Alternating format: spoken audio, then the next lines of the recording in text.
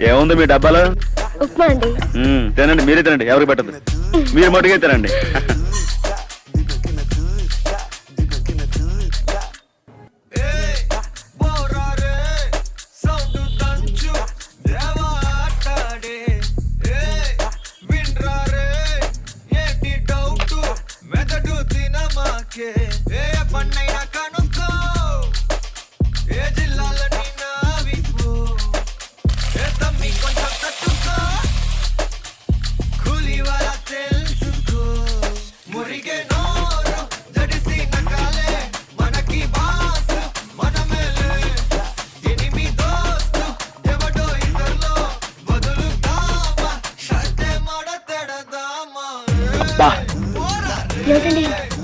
నేనేనండి. అదిరింది.